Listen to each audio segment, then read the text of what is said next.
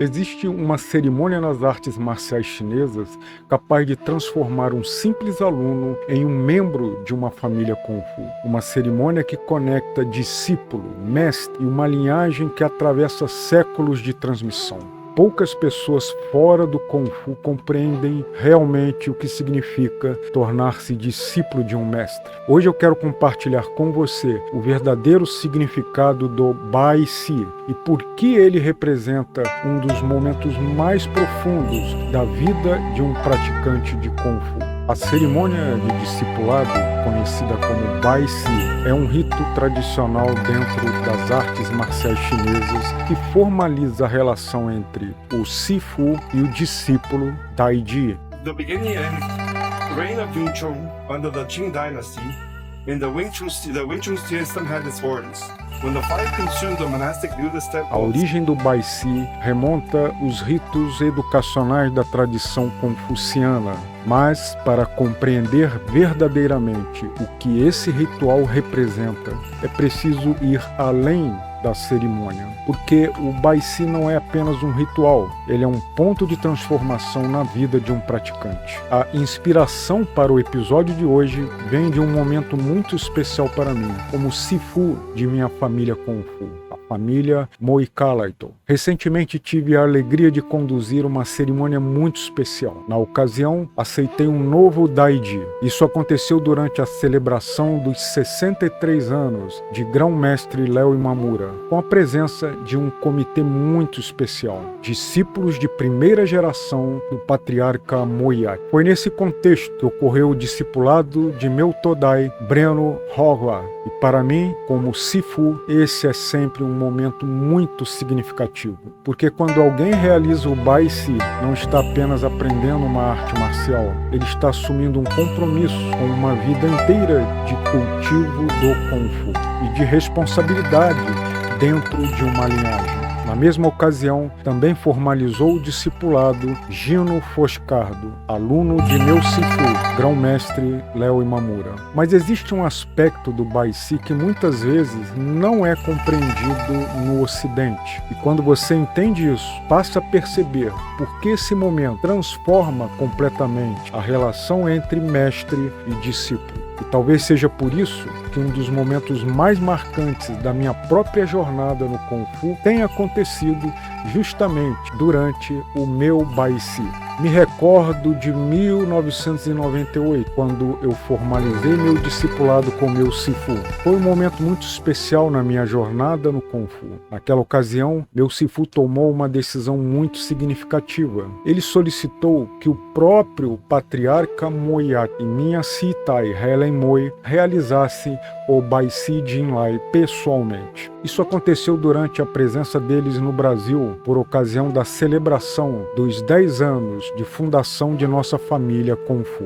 Para mim foi um momento de grande significado, porque ali não estava apenas formalizando um ritual, eu estava entrando de maneira definitiva na porta da família Kung Fu. Foi justamente a partir dessas recordações que senti vontade de compartilhar com vocês um pouco mais profundamente sobre o significado do Bai Si. Neste momento solene, diante do Santoi, o memorial dos ancestrais, um novo discípulo se coloca diante do limiar de sua jornada. O gesto que realizará nesta cerimônia de Bai Si não é uma mera formalidade, é a expressão de um chamado profundo para viver o Kung Fu em sua forma mais autêntica. E se você aprecia conteúdos como este sobre tradição, filosofia e o caminho do Kung Fu, considere se inscrever no canal e acompanhe os próximos episódios. Agora vamos compreender melhor o que realmente significa o Bai Si. Ao expressar o Bai Yap Simon, ele não reverencia apenas o mestre, ele se volta ao Simon, a família Kung Fu. O ato de oferecer o chá e de se ajoelhar não é uma submissão a uma pessoa, é a declaração de um pertencimento a um legado que atravessa gerações. O patriarca Moyat sempre destacou que a reverência vida do Bai Si não se dirige exclusivamente ao Sifu ou a Simou. Ela também se dirige à memória aos Joshi, os mestres ancestrais. Porque não é apenas o indivíduo que se entrega à vida Kung Fu. Ele se integra ao fluxo de transmissão que nos antecede e que seguirá muito além de nós. Assim, o Bai Si não se conclui quando termina a cerimônia. Na verdade, é exatamente ali que ele começa. E é justamente isso que muitas pessoas fora da tradição têm dificuldade de compreender. Entre as muitas expressões que marcam a tradição do Wing Chun Kung Fu, poucas carregam um peso simbólico tão profundo quanto a cerimônia de discipulado, conhecida como Bai Si Jin Lai. Mais do que um rito de passagem, trata-se de uma experiência viva de integração à família marcial. Nos textos clássicos, como o Livro dos Ritos, Lai Kei, o estudante não era apenas um aluno, ele entrava em uma relação moral com o mestre. Essa relação era considerada quase filial. Nas artes marciais tradicionais, o Bai Si assumiu uma função específica, regular o acesso ao conhecimento profundo do sistema. Antes disso, o aluno era apenas um Hok-san, um aprendiz. Depois do Bai Si, ele se tornava Daiji, ou seja, um membro vitalício da família Kung Fu.